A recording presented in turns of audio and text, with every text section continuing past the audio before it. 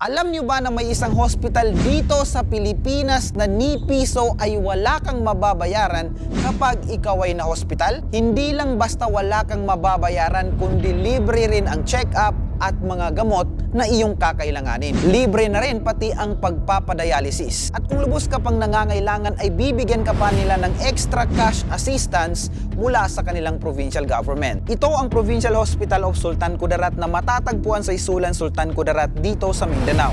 Isa itong kakaibang hospital sa buong Pilipinas dahil wala itong cashier. Ibig sabihin, kapag ikaw ay na-hospital dito, ni katiting na sentavo ay walang makukulang sa'yo. Libre ang lahat ng gamot at pagkain araw-araw sa mga pasyente rito.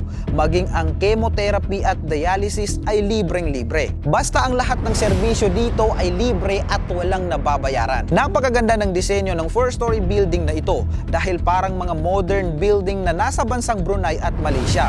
At meron itong 399 bed capacity. Pero alam nyo ba na mas mabibigla kayo kapag sinabi kong Moro Muslim leaders ang nakaisip at nagpatayo nito? Ang probinsya ng Sultan Kudarat ay isang nayon na Christian majority ang naninirahan.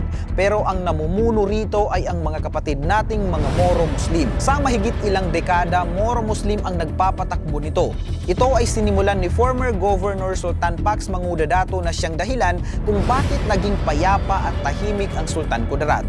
Nagawa niyang pagkaisahin ang nooy watak-watak na probinsya kung saan nag-aaway-away ang Muslim, Kristiyano at maging lumad. Isa ito sa kanyang naging legasiya na ang dating magulo at hindi nagkakaintindihang mga tao ngayon ay nagkakasundo na. Pero bago natin ipagpatuloy ang video, gusto ko lamang pong ipromote sa inyo ang aming project na Piso Mo, Madrasa at Moske nating lahat, kung saan lahat po ng malilikom nating pera galing sa mga donasyon ay ibibigay natin at itutulong po natin sa lahat ng mga madrasa at moske na ating susunod na tutulungan. Kaya sa mga gustong mag-donate, nandyan po ang GCash na pwede niyong padalhan. Back to the video. Pangarap ng former Governor of Sultan Kudarat na si Sultan Pax Manguda Dato na mabigyang pansin ang mga kababayan nating kapos sa pera na gustong magpa-hospital. Kaya ginawan nila ito ng paraan upang may patayo ang hospital na ito. Bukod dito, nauna nang ginagawa ng Provincial Government of Sultan Kudarat ang mobile hospital kung saan ito ay naglilibot sa 12